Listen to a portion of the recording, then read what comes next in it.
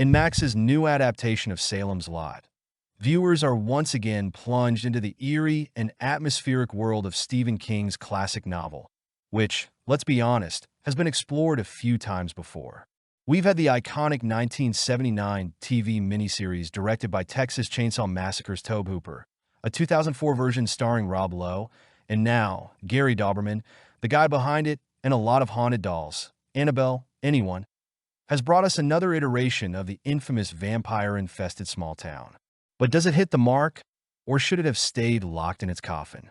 From the start, we're greeted with familiar King territory, a small, picturesque New England town that's probably harboring more dark secrets than a group chat after a bad night out.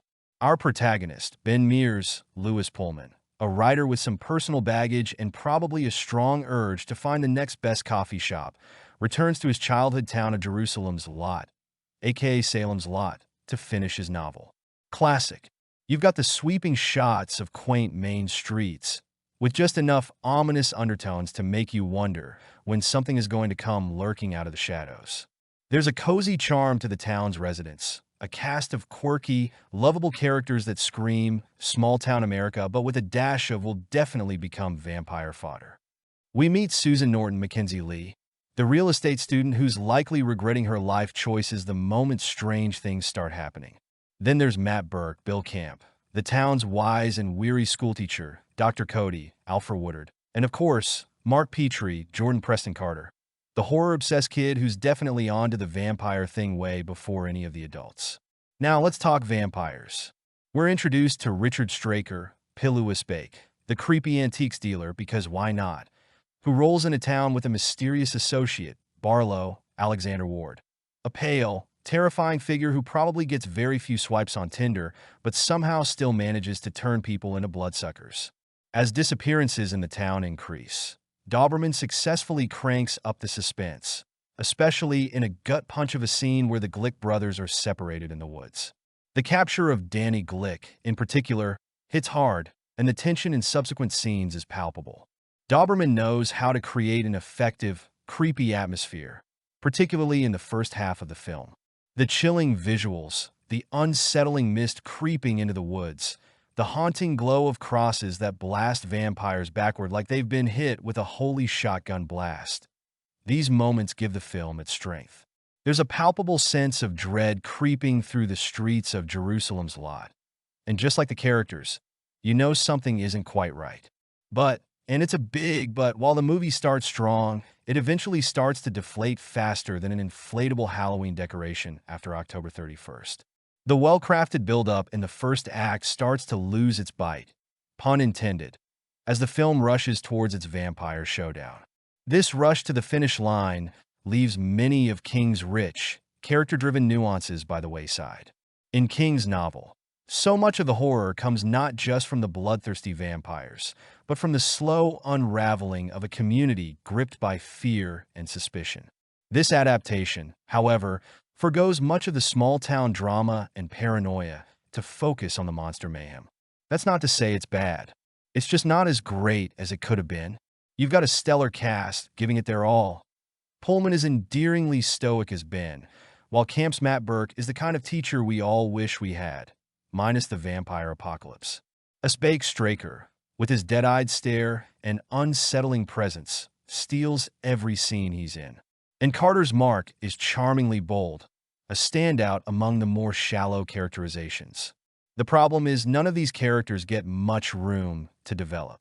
With a runtime of just under 2 hours, Dauberman trims away a lot of the book's depth, leaving characters that feel more like sketches than fully fleshed out.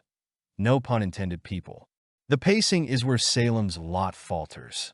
Unlike Tobe Hooper's 1979 miniseries, which had the luxury of time to let the horror sink in, Dauberman's film sprints toward the end. As a result, we don't get the slow burn terror that made King's novel so memorable. Instead, we get an entertaining, though somewhat generic, vampire romp that relies heavily on the classic creature feature formula. It's fun, but it's not revolutionary. And speaking of vampires, let's talk Barlow. King fans will remember the terrifying, more human-like version of the vampire in the novel, but Dauberman opts for a more Nosferatu-esque look.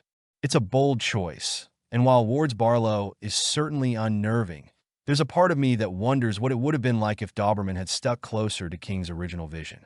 Despite these shortcomings, Salem's Lot still makes for a solid Halloween watch.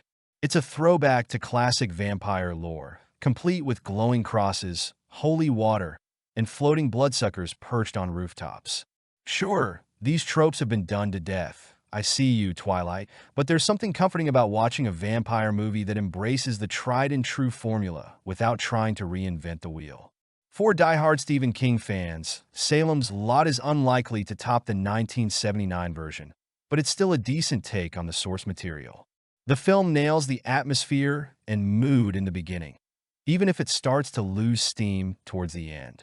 And while it doesn't have the same emotional punch as King's novel, there are enough creepy moments, strong performances, and visual flourishes to make it worth a watch. In the end, Dauberman's Salem's Lot feels like a missed opportunity. The film had all the ingredients for something truly special: a talented cast, a rich source material, and a director who knows his way around horror. But it just doesn't come together in the way you'd hope. It's a fun ride, sure, but like a vampire after a night out, it's left a little drained. So, is it worth your time? If you're looking for a spooky, atmospheric vampire flick to watch while clutching a bowl of popcorn, then yes, Salem's Lot will do the trick. But if you're hoping for a deep, emotional exploration of small-town paranoia and the darkness lurking beneath the surface, you might want to revisit King's novel, or better yet, check out Tobe Hooper's 1979 miniseries. At the end of the day, Salem's Lot delivers on the blood-sucking thrills, even if it doesn't quite sink its teeth into the heart of what makes King's story so timeless. So, grab your garlic and wooden stakes, dim the lights, and settle in for a fun, if not groundbreaking, trip to Jerusalem's Lot. Just be ready for a few plot holes as wide as a vampire's grin.